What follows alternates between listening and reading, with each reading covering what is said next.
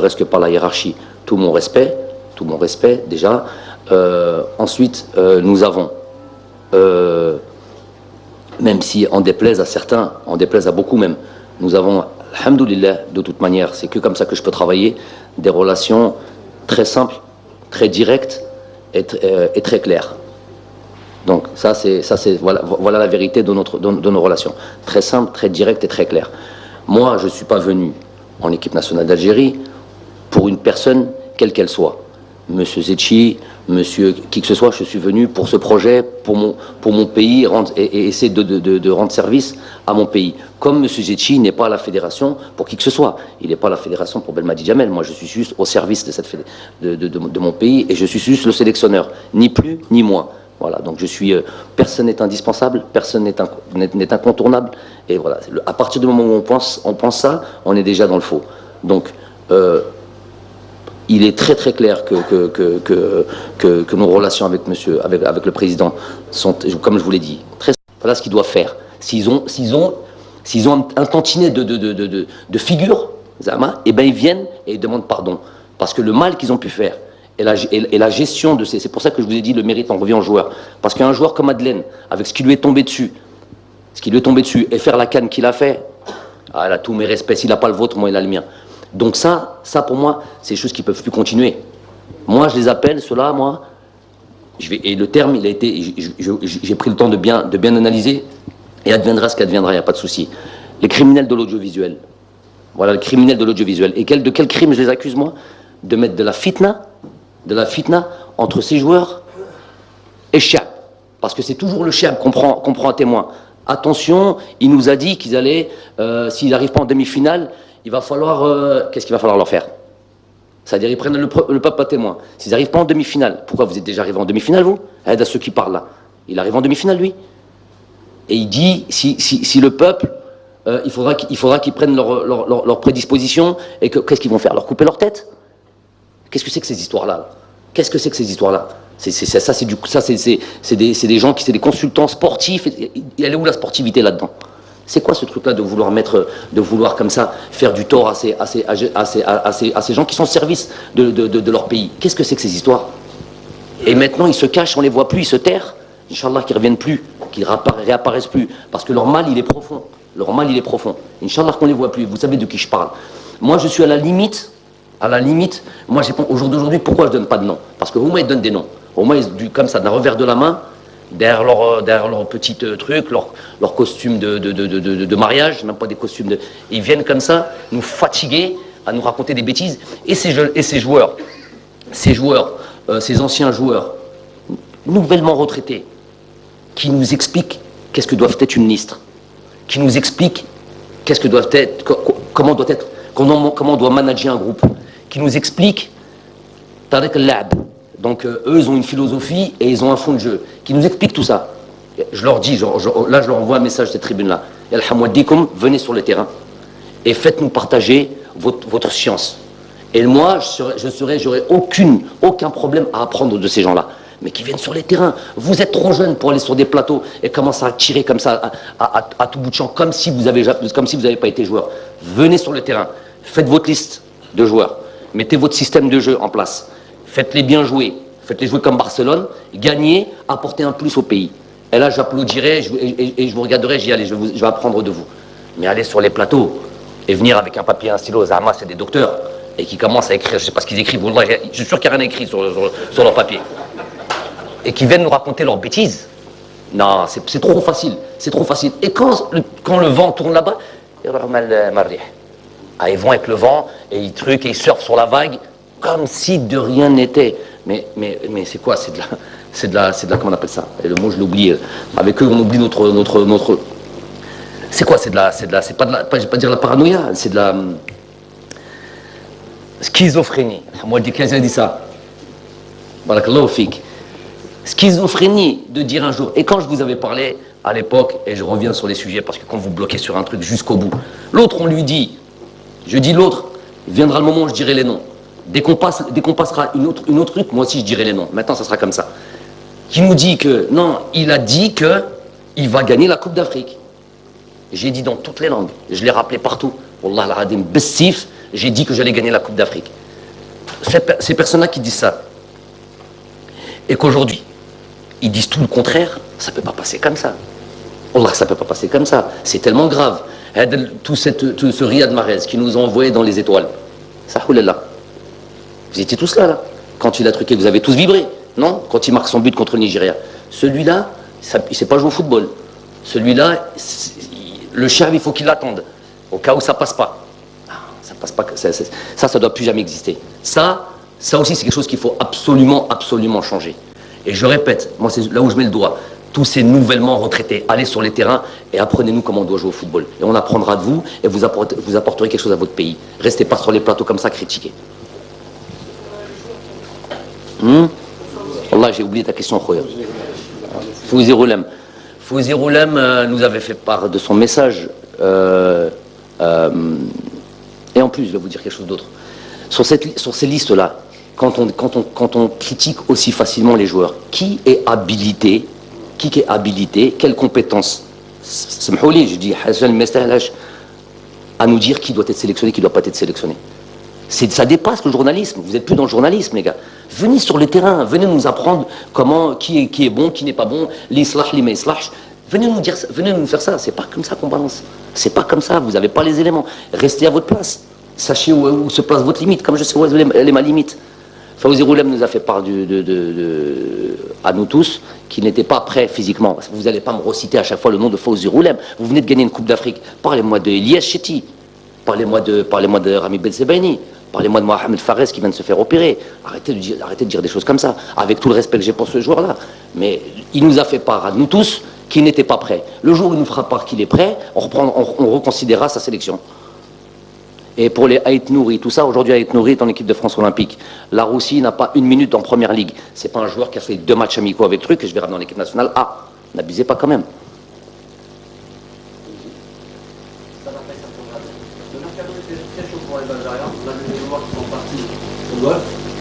Au Qatar et en Arabie Saoudite. Il y a d'autres joueurs qui sont partis dans les grands clubs, à la Slimani, à l'AS Monaco, ou bien aujourd'hui à la Chid Razel, à Fiorentina. Est-ce que ce mercato aura un impact direct sur la liste prochaine de Jamal Belmadi? Surtout, Jamal, il y a certains joueurs qui sont partis au Qatar. Le niveau entre le Qatar et la Première Ligue ou bien la Ligue... Wallah, tu t'es enfoncé, Khoya. Okay. Wallah, smahli, tu t'es enfoncé. En fait, c'est une question. Est-ce que, en fait, j'ai pas dit que ça va avoir un impact direct. Je pose la question. Est-ce que ça va avoir un impact direct? Et est-ce que ces joueurs, ils ont demandé est-ce qu'ils partent vers ces clubs ou pas? Et pour Houssine Blaïada, c'est un joueur, pour la première fois, il est avec vous. Donc, est-ce que ce joueur, il va avoir de la chance de jouer le match amical en entier? Merci.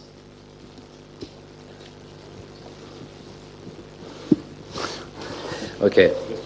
Hein? Les joueurs du golf, Houssine Beneda, j'étais parti dans tous les sens. Je suis parti au Mercato. Ouais. Il y a des joueurs qui sont partis au Qatar, comme... Oui, je sais qu'il est parti au Qatar. Des joueurs qui sont partis avec clubs comme Shibada qui n'était pas sélectionné dernière Coupe d'Afrique. Vraiment. Est-ce que ces transferts sur le Mercato aura un impact direct sur vos listes pour le prochain match?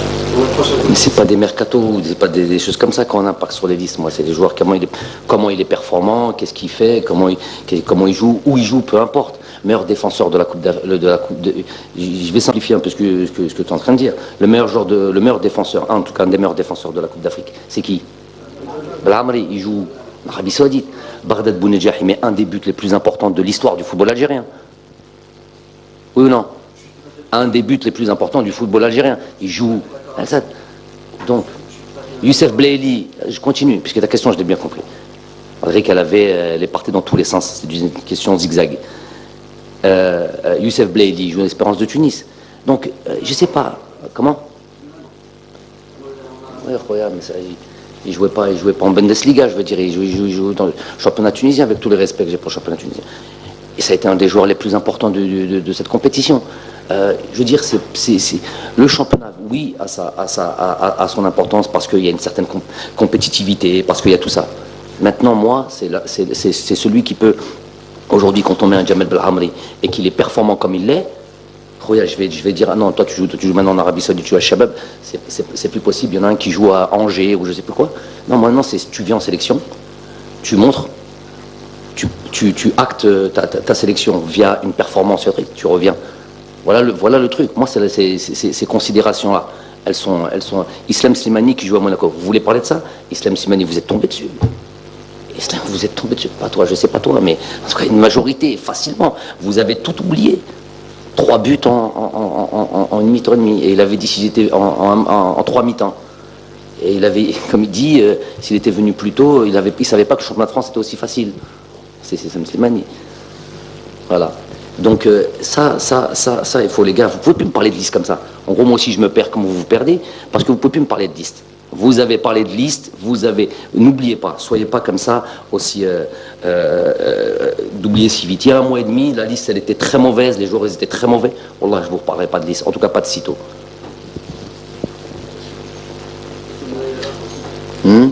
Marhaba lié, Inch'Allah, s'il est là, c'est qu'il mérite sa sélection, on verra s'il va jouer ou pas. Bonjour coach. Coach, par rapport à ce stage, est-ce qu'on peut avoir un aperçu sur le contenu de ce stage, surtout les matchs amicaux? J'aurais le match amical parce que voilà, le match amical, malheureusement, nous n'avons pas eu la possibilité de jouer deux matchs amicaux. J'aurais préféré largement avoir ce deuxième match. Le Ghana apparemment s'est désisté de dernière minute. Ce qui me pose problème parce qu'on avait planifié quelque chose et voilà, notamment de faire jouer tout le monde et pouvoir voir justement ces joueurs qui n'ont pas. J'avais deux trucs, faire en sorte que les joueurs, 2 objectifs pour ce stage, faire en sorte que les joueurs qui ont donné tellement de bonheur au pays puissent rejouer ici avec cette équipe et devant leur public et en même temps avec ce deuxième match donner du temps de jeu. Amplifier un peu ce que tu es en train de dire. Le meilleur défenseur, en tout cas un des meilleurs défenseurs de la Coupe d'Afrique, c'est qui? Belhamri, il joue en Arabie Saoudite. Baghdad Bounedjah, il met un des buts les plus importants de l'histoire du football algérien. Oui ou non? Un des buts les plus importants du football algérien. Il joue Al-Sad. Donc, Youssef Blaili, je continue, puisque ta question, je l'ai bien compris. Malgré elle est partie dans tous les sens, c'est une question zigzag. Youssef Blaili joue l'Espérance de Tunis. Donc, je sais pas, comment? Oui, regarde, mais ça, il jouait pas en Bundesliga, je veux dire, il joue dans le championnat tunisien, avec tous les respects que j'ai pour le championnat tunisien. Et ça a été un des joueurs les plus importants de cette compétition. Je veux dire, le championnat, oui, a son importance parce qu'il y a une certaine compétitivité, parce qu'il y a tout ça. Maintenant, moi, c'est celui qui peut, aujourd'hui, quand on met un Jamel Belhamri et qu'il est performant comme il l'est, regarde, je vais dire, ah non, toi tu joues maintenant en Arabie Saoudite, tu joues à Shabab, c'est plus possible. Il y en a un qui joue à Angers ou je sais plus quoi. Non, maintenant, tu viens en sélection, tu montres, tu actes ta sélection via une performance, tu reviens. Voilà le truc. Moi, ces considérations-là, elles sont. Islam Slimani qui joue à Monaco. Vous voulez parler de ça? Islam Slimani, vous êtes tombé dessus. Islam, vous êtes tombé dessus. Pas toi, je sais pas toi, mais en tout cas, une majorité, facilement. Vous avez tout oublié. 3 buts en une mi-temps et demi. Et il avait dit s'il était en 3 mi-temps. Et il avait, comme il dit, s'il était venu plus tôt, il savait pas que le championnat de France était aussi facile. C'est Islam Slimani. Voilà. Donc ça, il faut les gars, vous pouvez plus me parler de liste comme ça. En gros, moi aussi je me perds comme vous vous perdez, parce que vous pouvez plus me parler de liste. Vous avez parlé de liste, n'oubliez pas, soyez pas comme ça aussi, d'oublier si vite. Il y a 1 mois et demi, la liste elle était très mauvaise, les joueurs ils étaient très mauvais. Wallah, je vous reparlerai pas de liste, en tout cas pas de sitôt.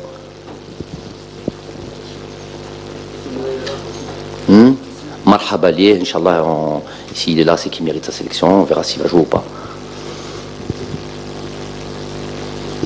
Bonjour coach.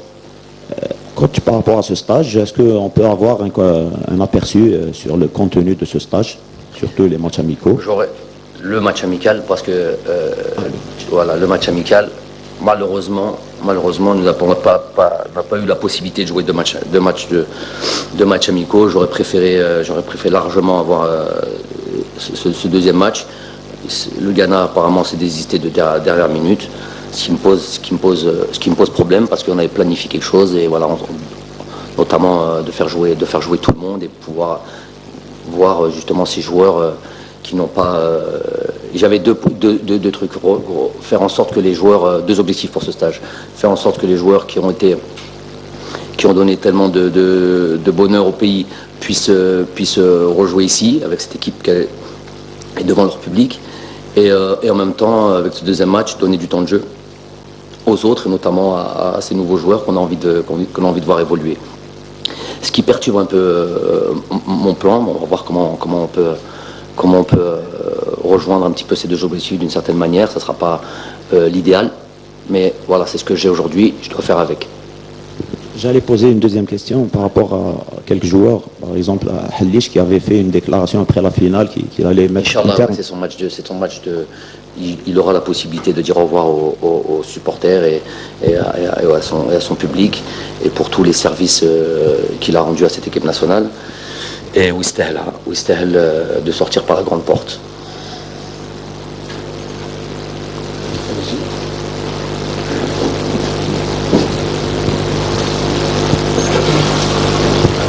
Salam alaikum. Sur le coach, félicitations.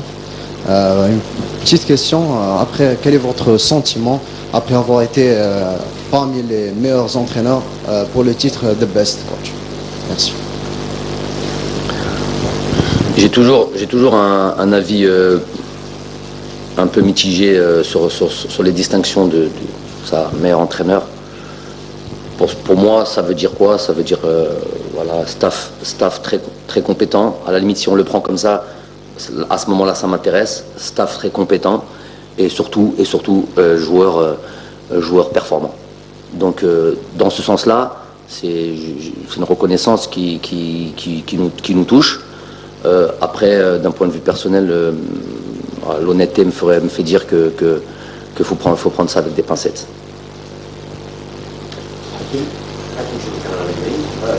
On sait que l'équipe nationale algérienne a toujours eu un petit souci avec les joueurs professionnels déjà, avec également les dates FIFA. Il y a toujours eu un problème pour pouvoir préparer l'équipe nationale. Aujourd'hui, vous êtes dans la peau d'un champion, vous êtes sur le toit de l'Afrique. Logiquement, ça devrait être plus facile de préparer cette équipe nationale avec les sparring partners. Où est-ce qu'on en est aujourd'hui en tant que champion d'Afrique en titre, une équipe qui a impressionné tout le monde lors de cette édition du mondial? Je pense que logiquement, les demandes devraient tomber plus facilement. Où est-ce qu'on en est aujourd'hui? Merci. On a ce que j'ai pu voir, et on a de belles demandes. Très sincèrement, on a la possibilité de faire de belles rencontres au mois d'octobre. Je ne sais pas pourquoi ce mois-ci les choses n'ont pas été dans le même sens. Est-ce qu'on s'y est pris tard? Bref, je pense pas que ce soit à moi de le préciser. Il y a des personnes plus habilitées à vous expliquer pourquoi. Maintenant, je sais que voilà, au mois d'octobre, il y aura aussi la possibilité de faire deux matchs, et ce sera deux très bons matchs. On a plusieurs options, et voilà, on va opter pour celle qui se rapproche le plus. On aura toujours en tête de bien se préparer pour les matchs du mois de novembre. Donc on n'ira peut-être pas vers celle. Je vais vous dire très simplement, il y a peut-être la possibilité de jouer le Brésil, qui est évidemment une équipe très, très prestigieuse, un match très prestigieux, très bien pour l'Algérie, on l'a déjà fait dans le passé. Je ne suis pas sûr qu'on tendra vers ce match-là, parce qu'il y a d'autres éléments qui peuvent être dérangeants justement pour jouer deux matchs. Parce que jouer le Brésil, ça voudrait dire pratiquement jouer qu'un match pour plusieurs raisons, et il y a d'autres gens habilités qui vous expliqueront ça mieux. Mais on ira vers deux oppositions au mois d'octobre aux autres, et notamment à ces nouveaux joueurs qu'on a envie de voir évoluer. Ce qui perturbe un peu mon plan. On va voir comment on peut rejoindre un petit peu ces deux objectifs d'une certaine manière. Ça ne sera pas l'idéal, mais voilà, c'est ce que j'ai aujourd'hui, je dois faire avec. J'allais poser une deuxième question par rapport à quelques joueurs, par exemple à Halish, qui avait fait une déclaration après la finale qu'il allait mettre un terme. C'est son match de. Il aura la possibilité de dire au revoir aux supporters et à son public, et pour tous les services qu'il a rendus à cette équipe nationale. Et Ouistahel de sortir par la grande porte.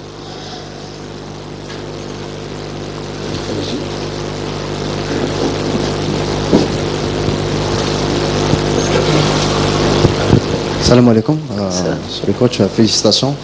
Une petite question. Après, quel est votre sentiment après avoir été parmi les meilleurs entraîneurs pour le titre de Best Coach? Merci. J'ai toujours un avis un peu mitigé sur les distinctions de ça, meilleur entraîneur. Pour moi, ça veut dire quoi? Ça veut dire voilà, staff très compétent. À la limite, si on le prend comme ça, à ce moment-là, ça m'intéresse. Staff très compétent et surtout joueurs performants. Donc, dans ce sens-là, c'est une reconnaissance qui nous touche. Après, d'un point de vue personnel, l'honnêteté me fait dire qu'il faut prendre ça avec des pincettes.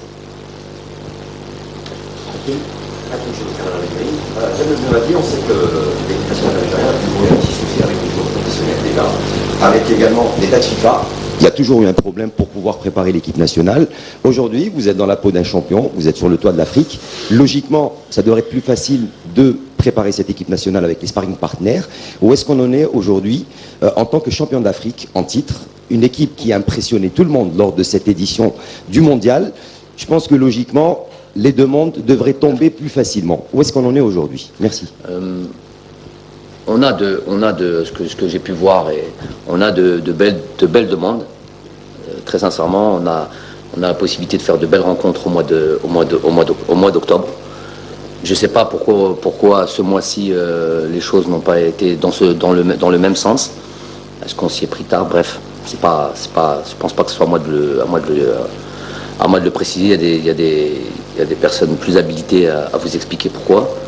Maintenant, je sais que voilà, au mois d'octobre, il y aura aussi la possibilité de faire deux matchs, et ce sera deux très bons matchs. On a plusieurs options et voilà, on va opter pour celle qui se rapproche le plus. On aura toujours en tête de bien se préparer pour les matchs du mois de novembre. Donc on ira peut-être pas vers celle. Je vais vous dire très simplement, il y a peut-être la possibilité de jouer le Brésil. Qui est évidemment une équipe très, très prestigieuse, un match très prestigieux, très, très, très bien pour l'Algérie, on l'a déjà fait dans le passé. Je ne suis pas sûr qu'on tendra vers ce match-là, parce qu'il y a d'autres éléments qui peuvent être dérangeants justement pour jouer deux matchs, parce que jouer le Brésil, ça voudrait dire pratiquement jouer qu'un match, pour plusieurs raisons, et il y a d'autres gens habilités qui vous expliqueront ça mieux. Mais on ira vers deux oppositions au mois d'octobre, mais tout aussi des équipes tout aussi bonnes, mais qui tendront peut-être plus vers le travail et plus vers ce qu'on va avoir au mois de novembre. Voilà.